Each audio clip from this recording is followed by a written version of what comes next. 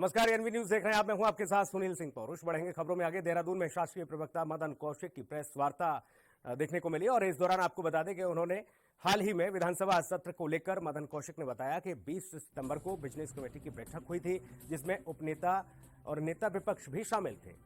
तय हुआ था कि 4 विषयों पर सदन में चर्चा होगी, लेकिन सदन की कार्यवाही शुरू होते ही कांग्रेस के विधायकों ने बिजनेस कमेटी में तय किए गए एजेंडे को मानने से इनकार कर दिया।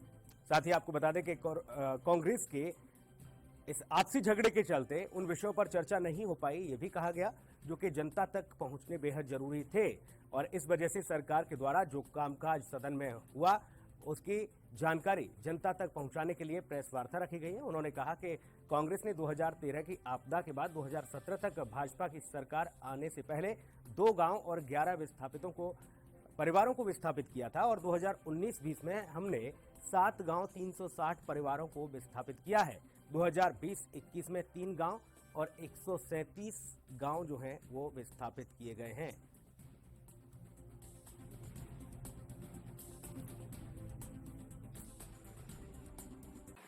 अब 13 के बाद 14, 15, 16, 17 इस प्रकार जो सरकार थी, उस सरकार के माध्यम से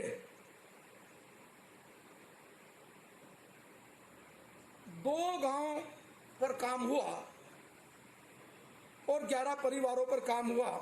37,50,000 रुपए का खर्चा हुआ।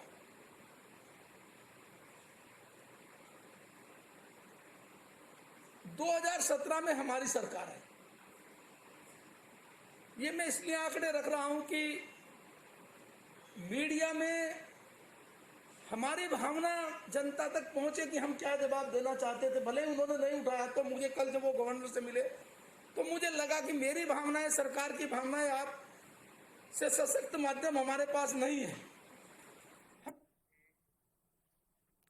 ऊधम सिंह नगर रुद्रपुर में जनपद के किसानों ने एकजुट होकर किसान बिल का विरोध किया। किसानों ने गल्ला मंडी में सभा करने के बाद सड़कों पर जुलूस निकालकर सरकार के खिलाफ प्रदर्शन किया।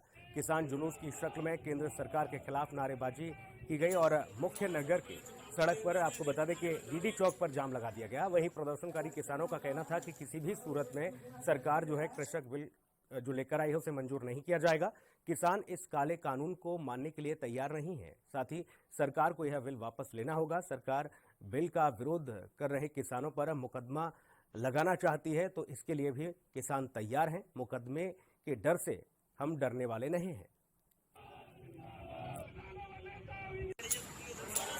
जो मोदी सरकार ने पिछले दिनों लोकसभा में और राज्यसभा में जो कृषि बिल किसानों के विरुद्ध में पास किया है, उसके विरोध में आज पूरे देश के किसान सड़कों पे उतरे हैं और आज इस आंदोलन की शुरुआत है। और जब तक मोदी सरकार ने ये अध्यादेश वापस नहीं लिया, तब तक हिंदुस्तान के किसान ऐसे आंदोलन करते रहेंगे। ये इस बात का प्रतीक है कि किसानों की जो लड़ाई है पूरे देश में सबसे बड़ी लड़ाई बन चुकी है और जो इन्होंने जबरदस्ती लोकसभा राज्यसभा में ये जो बिल पास करा दिया, ये बिल्कुल अनुचित है और हम हर हालत में सड़क से लेकर संसद तक इसका विरोध करेंगे।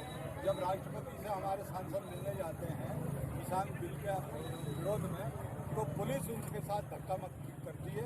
तो ये जो सरकार है, ये जो प्रशासन है, शासन है, जब राष्ट्रपति के अंदर सांसद सुरक्षित नहीं है तो दूसरी जगह कहाँ होंगे। जो लड़ाई लड़ेगा उस पर केस दर्ज होगा। तो हम डरते नहीं है, किसानों की लड़ाई हर हालत में लड़ेगी।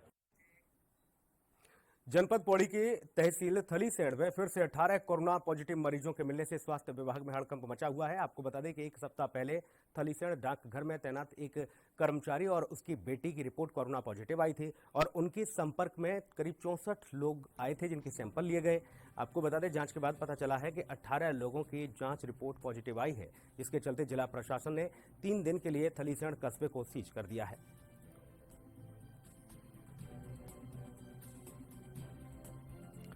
तो पौड़ी की गए थे, उसमें से 16 पॉजिटिव आए हैं।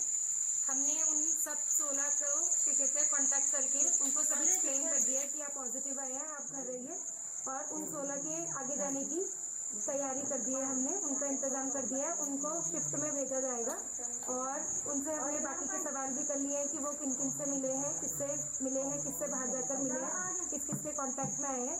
फिर एक बार जब हम उनकी भी हिस्ट्री ले लेंगे, फिर हम उनसे भी संपर्क करेंगे और उनके भी सैंपल के लिए आगे काम करेंगे। बाकी आज हमने अपना अस्पताल सारा सैनिटाइज कर दिया है। उत्तराखंड की राज्य मंत्री रेखा आर्या का बचाव करते हुए मंत्री सतपाल महाराज ने कहा है कि उत्तराखंड में मंत्रियों के द्वारा विभागीय सचिव की सीआर लिखी जाए और पूर्व की व्यवस्था को उत्तराखंड में लागू किया जाए। इस व्यवस्था के लागू न होने से अफसर बेलगाम हो रहे हैं। अपर सचिव की अगर बात की जाए तो इस मामले पर सतपाल महाराज ने कहा है कि मामले की जांच पूरी होना बहुत जरूरी है। मंत्री विधायकों के साथ ही अफसरों के बीच विवाद के मामले प्रदेश में बढ़ते जा रहे हैं और ऐसे विवादों में एक तरफ सरकार असहज हो रही है तो दूसरी तरफ विपक्ष को भी बैठे बिठाए मुद्दे मिल रहे हैं। सरकार को इस तरह के असहज करने और ताजा जो मामले हैं महिला सशक्तिकरण के साथ ही बाल विकास राज्य मंत्री रेखा आर्य से जुड़ा हुआ इस मामले में संज्ञान लेना चाहिए। इस विवाद की गूंज सदन में भी सुनाई दी गई। हाल ही में वो आपको बता दें कि मुख्यमंत्री के आदेश जो है इसमें जांच के लिए बोला गया और हस्तक्षेप करना मुख्यमंत्री को पड़ा है। पहला मामला नहीं है। उन्होंने कहा कि इसके पहले भी सत्ता पक्ष के विधायक पूरन फर्तवाल भी अपनी सरकार के खिलाफ दिल्ली तक शिकायत करके आए हैं। ऐसे में मंत्रियों के जो आचरण को लेकर लगातार सवाल उठ रहे हैं, विपक्ष सवाल उठा रहा है, वो कहीं ना कहीं उनको बैठे बिठाए मुद्दे मिल रहे हैं, जबकि अफसर जो हैं वो बेलगाम हो गए हैं। रेखा आर्य जी बड़ी रिस्पॉन्सिबल मंत्री हैं और बड़ी मैं समझता हूँ सम्मानित मंत्री हैं, तो उनकी जो बात है वो सुनी जानी चाहिए। और इस समय जो मंत्री है वो सेक्रेटरी की सीआर लिखे तभी जो है आपका जो सेक्रेटरीज हैं ये मंत्री की सुनेंगे। तो इसमें बहुत ज़रूरी है कि जैसे और राज्यों के अंदर और जिस भी राज्य को आप ले लीजिए वहाँ पर मंत्री सीआर लिखता है। केवल उत्तराखंड राज्य में ही ऐसी परिपाटी चला रखी है। पहले यहाँ लिखते थे, अब नहीं लिखते हैं। मैं रेल राज्य मंत्री रहा, मैं वित्त राज्य मंत्री रहा, वहाँ भी हम सेक्रेटरी की सीआर लिखते हैं। तो ये जो परंपरा है बहाल होनी चाहिए। बाल विकास विभाग की ओर से पोषण माह के अंतर्गत कार्यक्रम का आयोजन किया गया। इस मौके पर डोईवाला में कई कार्यक्रमों का आयोजन हुआ, जिसमें मुख्य अतिथि के रूप में राज्य मंत्री करण बोरा और नगर पालिका परिषद की अध्यक्ष सुमित्रा मनवाल ने शिरकत की। कार्यक्रम की शुरुआत करते हुए चाइल्ड स्पेशलिस्ट डॉक्टर रश्मि मिश्रा ने बालिकाओं और गर्भवती महिलाओं को कुपोषण से संबंधित जानकारी दी। इस दौरान राज्य मंत्री करण बोरा ने बाल विकास कार्यालय लच्छीवाला में भवन की कमी को लेकर भवन बनाने की घोषणा की। साथ ही बाल अपराधों को गंभीर समस्या बताते हुए कुपोषित बच्चों को गोद लेने की भी बात कही गई। ग्रामीण क्षेत्र की जनता को जागरूक करने के लिए जागरूक रथ को हरी झंडी दिखाकर रवाना किया गया। बच्चों को बताया कि किस प्रकार से कुपोषण से बचाया जा सकता है और कुपोषण से बचने के लिए हम किस किस तरह के आहार की हमें आवश्यकता है। ये सारी विस्तृत रूप से जानकारी आज इस कार्यक्रम में दी गई और ये कार्यक्रम बहुत अच्छा कार्यक्रम है। मैं अपने सभी यहाँ पे बाल विकास विभाग के सभी अधिकारियों को, हमारी मातृशक्ति को विशेष रूप से उनके योगदान के लिए मैं धन्यवाद करना चाहूँगा। आप लोग बहुत अच्छा कार्य कर रहे हैं और आम जन को एक सुविधा मिले और इस तरह के कार्यक्रम चलते रहने चाहिए। ये महत्वपूर्ण कार्यक्रम है। जी, मुझे लगा कि आज इस कार्यक्रम में पहुंच करके कि यहाँ पे एक भवन की आवश्यकता है, क्योंकि संख्या ज़्यादा होने पर यहाँ पर एक बहुत छोटे छोटे कमरे हैं और मैं आज यहाँ इस स्थान पर इन महिलाओं के उसको देखते हुए, प्रॉब्लम्स को देखते हुए, ये क्षेत्र की समस्या को देखते हुए एक भवन बनाने की मैं यहाँ पे घोषणा करता हूँ और अतिशीघ्र उस भवन का निर्माण। देहरादून सरकार द्वारा ये जो कार्यक्रम लॉन्च किया गया है, इसको कहते हैं किशोर किशोरी कार्यक्रम। ये हर महीने हर ब्लॉक लेवल पे हर पीएचसी सीएचसी के अंतर्गत मनाया जाता है। तो इसमें जो भी किशोर और किशोरी होती हैं उन्हें हम स्वास्थ्य संबंधित सारी जानकारी देते हैं। जैसे आज हमने उनको हीमोग्लोबिन की डेफिशिएंसी के बारे में बताया, प्रॉपर जो मेंस्ट्रुअल हाइजीन होते हैं उनके बारे में हमने उनको इन्फॉर्मेशन दी, और सबसे इम्पॉर्टेंट जो किशोर किशोरी फेस करते हैं वो गुड टच बैड टच के बारे हमने उन्हें बताया। और आज ही से जो कृमि दिवस का एक शुभारंभ हुआ है, तो कृमि से जो पेट के कीड़े होते हैं उनसे कैसे बचा जा सकता है, क्या क्या हमें सावधानियां लेनी होती है। अगली खबर का रुख करेंगे। भगवानपुर में टोल प्लाजा पर विरोध प्रदर्शन किया गया। क्षेत्रीय विधायक ममता राकेश के साथ ही बीजेपी प्रदेश महामंत्री सुबोध राकेश लोगों के साथ टोल प्लाजा पहुंचे और टैक्स को लेकर धरना दिया। आपको बता दें कि रुड़की देहरादून नेशनल हाईवे 73 का काम पिछले काफी दिनों से चल रहा है, जो अभी भी प्रगति पर है।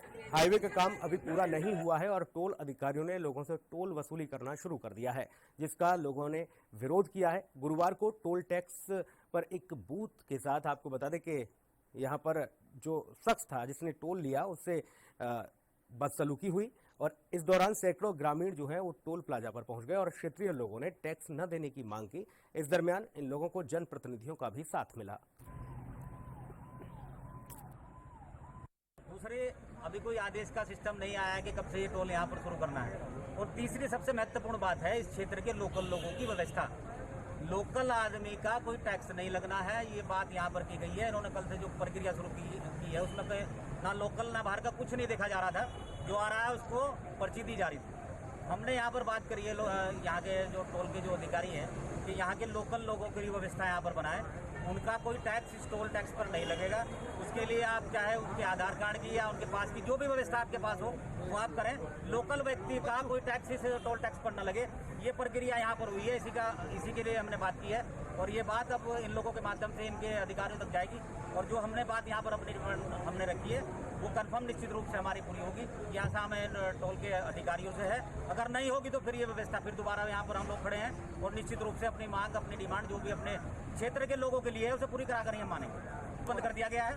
प्रक्रिया के तहत आगे टोल अब चलेगा जब पूरा आदेश का सिस्टम बनेगा और यहाँ लोकल आदमी की व्यवस्था जो है पूरी तरह बना देंगे। वो चाहे आज करें या कल करें या परसों करें, जब ये प्रक्रिया पूरी तरह से कंप्लीट कर देंगे लोकल सिस्टम की तब ये टोल टैक्स यहाँ पर शुरू होगा। लोगों के साथ मारपीट का कोई मामला मेरे सामने अभी नहीं आया है, लेकिन निश्चित रूप से अगर इस तरह की प्रक्रिया भविष्य में होती है तो उसके लिए हम लोग यहाँ पर खड़े हैं। कानून है, पूरी तरह से इलाज कर दिया जाएगा। अपने व्यक्तिगत स्तर से भी और कानूनी स्तर से भी पूरी तरह से यहाँ पर इलाज कर दिया जाएगा। जो गुंडागर्दी और बदतमीजी क्षेत्र के लोगों के साथ करेगा। प्लाजा पर ये टोल लेना शुरू कर दिया गया है। मैंने अभी बात की जॉइंट मजिस्ट्रेट की नमामी बंसल जी से। मैंने कहा क्या प्रशासन की जानकारी में है कि यहाँ पर टोल शुरू कर दिया? उन्होंने कहा नहीं, हमारी जानकारी में नहीं है। न इन्होंने स्थानीय विधायक को पूछने का काम किया, न प्रशासन की जानकारी में है। इन्होंने जबरदस्ती तानाशाही दिखाते हुए टोल लेने का काम किया। हमारा मान्य है कि जब तक NH का काम पूरा नहीं हो जाता तब तक, और साइड में गड्ढे भरे में है, न मिट्टी सफाई की है, न सर्विस रोड शुरू की है, न पानी की निकासी का कोई जो प्रबंध किया है, न सबको मुआवजा मिला है जिनका टोल के अंदर जिनकी ज़मीन गई है। तो जब तक ये सारी बातें पूरी नहीं होती तब तक कोई टोल नहीं दिया जाएगा। और स्थानीय व्यक्ति इस दायरे के अंदर का 20 किलोमीटर का व्यक्ति, चाहे मजदूर हो, किसान हो, स्थानीय युवक हो, फैक्ट्री में आने जाने वाले हो, ट्रांसपोर्टर, और इन्होंने कहा है कि ये पास बनाएंगे 275 रुपये में। कोई स्थानीय व्यक्ति पास नहीं बनवाएगा। ID दिखा करके यहाँ से निःशुल्क ये तो उसके खिलाफ FIR दर्ज की जाएगी। अच्छा विधायक जी, निश्चित रूप से किसी तरह की कोई गुंडागर्दी नहीं होगी। रोजगार की प्राथमिकता स्थानीय के लिए है। यहाँ पर जितने व्यक्ति रखे जाएंगे लोकल है। इनकी अभी सर्विस रोड का काम अधूरा है तो उसी के संबंध में इनकी ये मांगी कि इन्हें टोल में कुछ छूट भी दी जाए। स्थानीय जो यहाँ के लोकल रहने वाले हैं उसी के संबंध में अभी संबंधित विभाग के जो अधिकारी हैं उनको बुलाया जाएगा और मीटिंग अभी करी जाएगी। जो ये मामला आया है इसे बताया जा रहा है कि कुछ कास्टिंग हुई है आपस में, तो इस संबंध में वीडियो के आधार पर जो भी जिसकी भी गलती निकल के आएगी वो रिटर्न में पहुंचेगी। वक्त एक ब्रेक का है, जल्द लौटेंगे।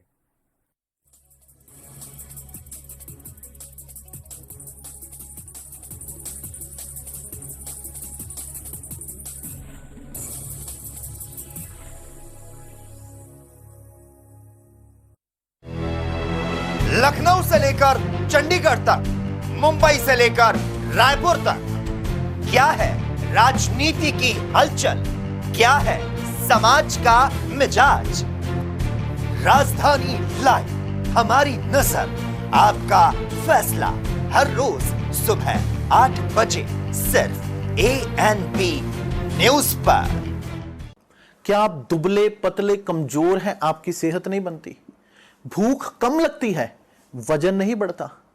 दरअसल मेन बात खाना पीना खाना नहीं है, मेन बात है खाया पिया लगना। और अगर खाया पिया लगेगा ही नहीं तो सेहत बनेगी कैसे? इसलिए हमारी संस्था सन्यासी आयुर्वेदा ने एक ऐसी दवा बनाई है जो कि आपके पाचन तंत्र को, आपके लीवर सिस्टम को ठीक करने का काम करती है, ताकि आप जो भी खाएं उसका पूरे का पूरा निचोड़ आपके शरीर को लगे, आपकी भूख बढ़े, खाया पिया सही से लगे, नया खून बने, हड्डियों में जान आए, वजन बढ़े, ताकत बढ़े, चेहरे पर नूर आए और आप मोटे तगड़े खूबसूरत पर्सनैलिटी के मालिक बन जाएं। यह दवा पूरी तरह से आयुर्वेदिक होती है। इसका शरीर पर कोई भी साइड इफेक्ट, कोई भी नुकसान या दुष्प्रभाव नहीं होता। लड़के लड़कियां दोनों इसका इस्तेमाल कर सकते हैं और पहले 15 दिन के अंदर ही आपको इसका असर महसूस हो जाएगा। सिर्फ 650 रुपए की पूरे 1 महीने की दवा होती है और आप इसे घर बैठे 01145454545 पर फोन करके दवा मंगवा सकते हैं।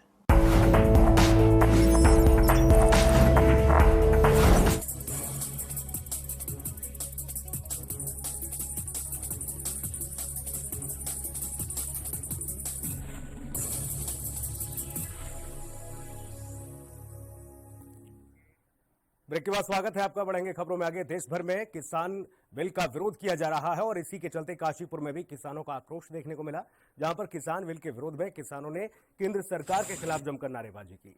भारतीय किसान यूनियन के युवा प्रदेश अध्यक्ष रविंद्र राणा के नेतृत्व में सैकड़ों किसान टांडा में एकत्रित हुए और किसान बिल के विरोध में जमकर प्रदर्शन किया गया। इस दौरान प्रदर्शनकारियों ने नगर में ट्रैक्टर और बाइक रैली निकाली, जिसके बाद आक्रोशित किसान काशीपुर स्टेडियम पहुंचे और किसानों ने धरना प्रदर्शन भी किया।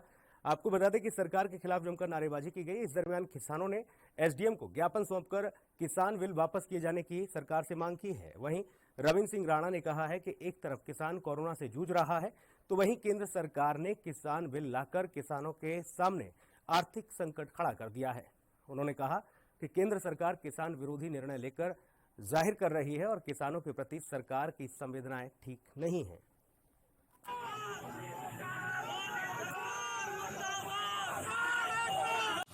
अभी सरकार ने पास कराए, केंद्र सरकार ने पहले अध्यादेश के रूप किया, फिर ये संसद में पास कराए हैं और इनका विरोध वहाँ संसद में हुआ तो इन्होंने विरोधी लोगों को सबको बाहर कर दिया, किसी को सस्पेंड कर दिया 8 दिन के लिए और ये अध्यादेश ज़बरदस्ती पास करा लिए। इसमें कोई भी अध्यादेश किसानों को एक रत्ती भी फायदा उसमें नहीं है, इसीलिए सारे देश के किसान आज सड़क पर हैं। इन अध्यादेशों का किसान पूरी तरह से विरोध करते हैं। हमारे काशीपुर क्षेत्र के किसान भी इन अध्यादेशों का विरोध करते हैं। इन अध्यादेशों का तब फायदा किसान को होता जब उसमें एक लाइन और जोड़ते, एक अध्यादेश और पास करते, उसमें कहते कि प्राइवेट कंपनी खरीदेंगी, कहीं भी खरीदेंगी, मगर वो एमएसपी से कम में नहीं खरीदेंगी। एमएसपी से कम में नहीं खरीदेंगी तब भी मतलब ये किसानों के हित में होगा, ऐसा उसमें कुछ नहीं है। इसका मतलब यह है कि प्राइवेट कंपनियों को मनमाने रेट में खरीदने की छूट इसमें मिल रही है। कोरोना काल में जो कृषि अध्यादेश किसानों के खिलाफ पास किए हैं, इनकी नीयत इसी से पता चल जाती है कि कोरोना काल में इनको कृषि विधेयक लाने की क्या जरूरत थी। पहले अध्यादेश लेके आए 5 जून को, फिर उसे पारित करवा लिया, जिसमें कि किसानों के खिलाफ ही सारे प्रस्ताव हैं। ये एमएसपी की कोई गारंटी उसमें लिख के नहीं दे रहे हैं, हर साल एमएसपी घोषित करेंगे, इसकी कोई गारंटी नहीं दे रहे हैं, सरकारी खरीद की कोई गारंटी नहीं दे रहे हैं। सरकार की मंशा तो ये लगती है कि ये किसानों को कुछ बड़ी कंपनी को गुलाम बनाना चाहती है और उनकी जो सरकारी खरीद है उसे बिल्कुल खत्म करना चाहती है। एमएसपी की बात कीजिए तो अभी इन्होंने गेहूं का जो समर्थन मूल्य बढ़ाया है 2.6% बढ़ाया है। अगर महंगाई दर के अनुरूप बढ़ाना होता तो 6 से 8% बढ़ाना चाहिए था। कभी भी इन लोग देवभूमि उत्तराखंड में कोरोना संक्रमण की शुरुआती मार्च की अगर बात की जाए तो आपको बता दें कि लगातार स्थिति तभी से ये बढ़ती जा रही है और धीरे धीरे कोरोना संक्रमण देवभूमि में अपना कहर ढाने लगा है। ऋषिकेश एम्स में अब तक कोरोना काल के अंतर्गत ओपीडी में कुल 26,000 मरीज जो हैं मिल चुके हैं। जानकारी के मुताबिक कोरोना ओपीडी में ही करीब 6,500 कोरोना संक्रमित मरीजों का इलाज हुआ है। इसमें 6,100 मरीज डिस्चार्ज होकर घर जा चुके हैं। वहीं कोरोना संक्रमित 230 मरीजों की मौत भी हो चुकी है, जिनका औसत अगर निकाला जाए तो भर्ती मरीजों की संख्या में 3.5% मृत्यु दर रही है। ये अन्य अस्पतालों के मुकाबले बहुत कम है। कोविड संक्रमित मरीज की मृत्यु का कारण ये भी रहा है कि मरीज कई हॉस्पिटल से इलाज करवाकर आखिरी में ऋषिकेश के एम्स पहुंचते हैं, जहां पर उनकी हालत जो है वो बेहद नाजुक रहती है, जिसमें मुख्यतः हार्ट पेशेंट और हाइपरटेंशन के पेशेंट्स ज़्यादा होते हैं। में अभी तक यहाँ पर 26,000 लोगों को हम ओपीडी में देख चुके हैं। इसके अलावा आईपीडी में, कोविड आईपीडी में 6,500 लोगों की भर्ती हो चुकी है और 6,100 के करीब लोग डिस्चार्ज हो चुके हैं। टोटल पॉजिटिव पेशेंट्स की अगर आप बात करते हैं तो 1400 पॉजिटिव पेशेंट्स हमारे यहाँ आज की डेट में भर्ती हो चुके हैं अभी तक। और अगर पॉजिटिव केसेस की डेथ की बात करते हैं तो 230 लोगों की डेथ हो चुकी है। तो इससे अगर हम एडमिशन और डेथ का रेशियो देखते हैं तो करीब 3.5% डेथ।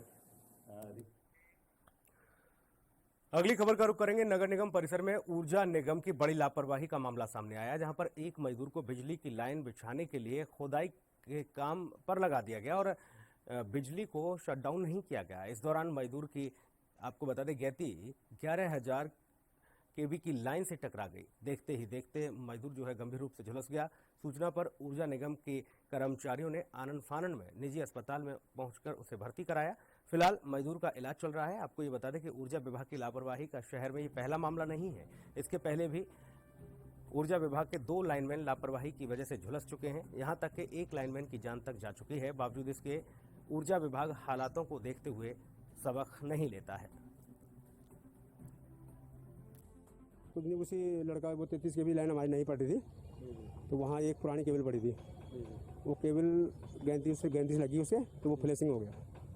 ठीक है, लड़का 15-16% फ्लैशिंग हुई, इसमें करंट नहीं लगा इसमें। अच्छा सर, ये जो काम लगाना चाहिए था, इसकी शटडाउन की जरूरत नहीं है। ये तो नीचे से खुदती है ना, शटडाउन की जरूरत नहीं है। तो जब ये काम कर रहे थे यहाँ, तो उन्हें क्या बताया नहीं? उन्हें पहले बताया गया था कि भैया गैंती यहाँ गैंती से नहीं खुदेगा, फावड़े से हल्का चलना है। नीचे केबलें हैं, कई केबलें हमारी पड़ी हुई, पर उन्हें कम से कम 10 बार मैं सुबह से बता चुका हूँ उन्हें कि आराम से करो, इसमें किनारे लेके चलो। सब इसी तरह की लापरवाही मानते हैं? नहीं, लापरवाही क्यों? लापरवाही इनकी लेबर। टिहरी बांध परियोजना के तहत कोटेश्वर बांध परियोजना के हाइड्रोमैकेनिकल विभाग में काम कर रही ग्लोबल कंस्ट्रक्शन कंपनी के मजदूर 7 सूत्रीय मांगों को लेकर काम बंद करने की चेतावनी दे चुके हैं। ग्लोबल कंपनी के 24 मजदूरों ने ग्लोबल कंपनी के खिलाफ मोर्चा खोल दिया है और जिला प्रशासन की मांग है कि उन्हें ग्लोबल कंपनी की तरफ से कोई भी सुविधा नहीं दी जा रही है, इसलिए उन्होंने जिला प्रशासन से ये मांग की है। साथ ही उन्हें कोई अवकाश नहीं मिलता है और अवकाश न मिलने के साथ ही उनका भुगतान भी काट लिया जाता है। साथ ही ग्लोबल कंस्ट्रक्शन कंपनी पर आरोप लगाते हुए श्रमिकों ने लगातार अपनी आवाज को उठाया। साथ ही आपको बता दें कि ग्लोबल कंस्ट्रक्शन कंपनी में कार्यरत मजदूरों ने 17 सितंबर 2020 को जिला प्रशासन और टिहरी बांध परियोजना के साथ ही जिला पुलिस अधीक्षक समेत कई अधिकारियों को एक मांग पत्र भी सौंपा है। यहाँ हो क्या रहा है यहाँ पे कि यहाँ पे बहुत सारी कंपनीज हमारी काम करती हैं, तो एक जगह वो चीज़ें मिलती हैं, एक जगह नहीं मिलती। ऐसा कैसे होगी? एक ही प्रोजेक्ट है, एक तरह की कंपनियां काम कर रही हैं, कहीं पे मिल रहा है और कहीं पे नहीं मिल रहा है। ये हमारे साथ बहुत सारा अन्याय हो रहा है पिछले कई सालों से, और हमने कई बार आवाज़ उठाई, लेकिन हर समय हमारी आवाज़। ऋषिकेश नगर निगम शहर की स्वच्छता व्यवस्था को बेहतर बनाने के लिए एक एक कदम आगे बढ़ाता जा रहा है। ऋषिकेश नगर निगम प्रशासन की टीम लगातार शहर की स्वच्छता व्यवस्था को दुरुस्त करने में लगी है। गंदी नालियां हो या कूड़े की समस्या, सभी समस्याओं को निराकरण किया जा रहा है और समस्याओं को सुनते हुए उनका समाधान हो रहा है। वर्तमान में कूड़े के निस्तारण के लिए घर घर जाकर अभियान भी चलाया जा रहा है, जिसके तहत आपको बता दें कि सोर्स अभियान भी चलाया गया और इस अभियान के तहत घर घर जाकर नगर निगम की टीम लोगों के घर से कूड़े उठाने का काम कर रही है। डोर टू डोर जाकर सफाई व्यवस्था की जा रही है। यूएनडीपी और जीआईजेड है, लेकिन यूएनडीपी की टीम, उनके जो कर्मचारी हैं, स्टाफ है, हमारे कर्मचारियों के साथ जो सफाई हमारे कॉलोनी मित्र हैं, उनके साथ डोर टू डोर जाकर जा रहे हैं, लोगों को जागरूक कर रहे हैं कि आपको गीला कूड़ा अलग देना है, सूखा कूड़ा अलग देना है, लोगों को समझा भी रहे हैं। और ये भी समझा रहा है कि प्रत्येक लोगों को जो निर्धारित टाइम है, उस निर्धारित टाइम को में कूड़ा देना है, और ये लोग हम करवा रहे हैं।